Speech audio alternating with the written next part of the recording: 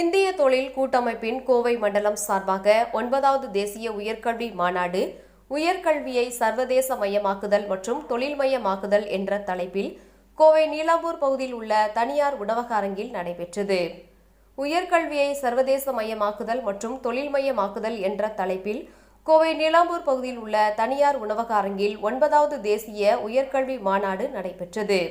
மாநாட்டில் தொழில்துறை மற்றும் கல்வித்துறை நிபுணர்கள், பேராசிரியர்கள், மாணவர்கள் பங்கேற்றனர். இந்த நிகழ்வில் CII கோவை மண்டல தலைவர் மற்றும் ராஜேஷ் துரைசாமி வரவேற்புரை வழங்கினார். தொடர்ந்து அனைவரது மத்தியில் அவர் கூறியதாவது: 20 ஆண்டுகளுக்கு முன்பு வளர்ந்த நாடுகளுக்கு குறைந்த செலவில் சேவைகளை வழங்கும் நாடாக இந்தியா பார்க்கப்பட்டது. ஆனால் இன்று இந்தியா உலகிற்கே மதிப்புமிக்க பங்களிப்புகளை வழங்கும் நாடாக உருவெடுத்துள்ளது. இந்தியாவின் இந்த மாற்றம் நமது கல்வி நிறுவனங்களால் சாத்தியமாகியுள்ளது என்றார். மேலும் எதிர்காலத்தில் உயர்கல்வி நிறுவனங்கள் மாணவர்களை உலகளாவிய பொறுப்புகளுக்கு தயார்படுத்துவதுடன் தொழில்துறையுடன் இணைந்து ஆராய்ச்சிகளை மேற்கொள்ள வழிவகை செய்து கொடுக்க வேண்டும் என்றும் அவர் வலியுறுத்தினார். தொடர்ச்சியாக மாநாட்டின் தலைவர் செந்தில் கணேஷ் மாநாட்டின் தலைப்பு குறித்து சிறப்புரை ஆற்றினார்.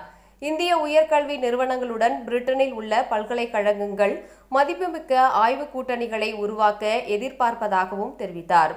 இந்த மாநாட்டில் CII தெற்கு மண்டலத்தின் முன்னாள் தலைவர் R. நந்தினி, CII அமைப்பின் IWN பிரிவின் தமிழக முன்னாள் தலைவரும் ஸ்ரீ கிருஷ்ணா கல்வி நிறுவனங்களின் நிர்வாக அரங்காவலருமான மலர்விழி, CII தமிழ்நாடு பிரிவின் முன்னாள் தலைவர் சங்கர் வானவராயர், தயானந்தா சாகர் பல்கலைக்கழகத்தின் துணை வேந்தரும் பேராசிரியருமான சத்யநாராயணா, CII கோவை கல்விக்குழு பிரிவின் ஒருங்கிணைப்பாளர் சுஜனா அபிராமி உள்ளிட்ட பலர் கலந்து கொண்டனர் என்பது குறிப்பிடத்தக்கது.